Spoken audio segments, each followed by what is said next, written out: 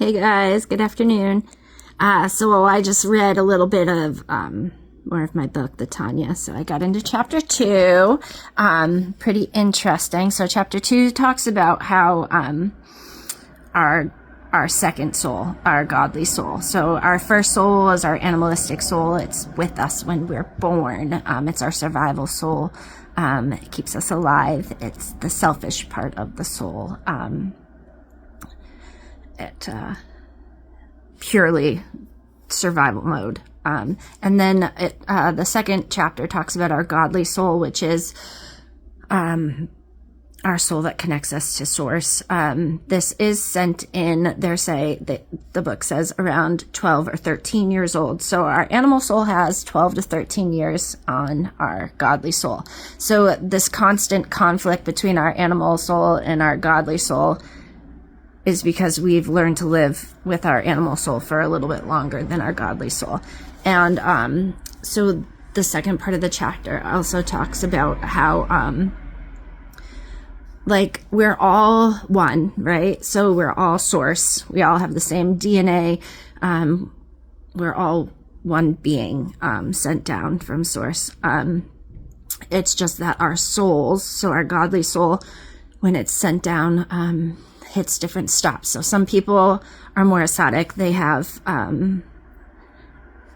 they're closer to God, right? They have more godly souls. Their souls hit less baggage on the way down.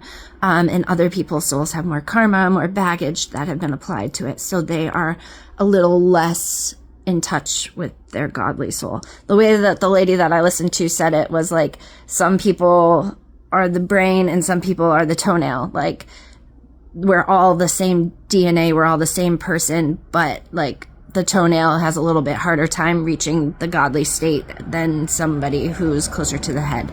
So in this chapter, it talks about how every generation is sent a leader to kind of lead the generation into kind of realizing their more godly soul and kind of leading them to find and kind of grow their godly soul or flourish it, right? So, and these leaders are supposed to lead not by pressuring or forcing, but to lead by example. So it's kind of like going along with our collective movement of people becoming more spiritual and kind of trying to connect to a higher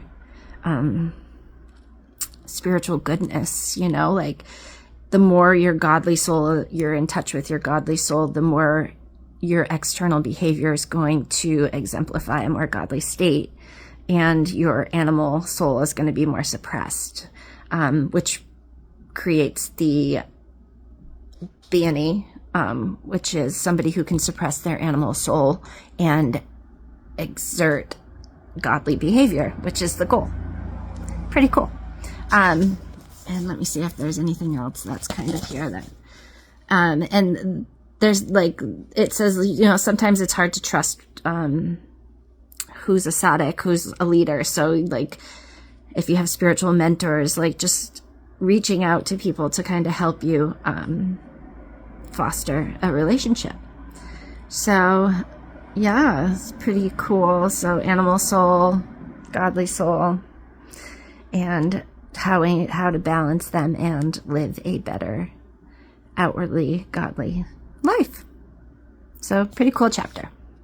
We'll go on to 3 tomorrow. Have a great day. Love you guys.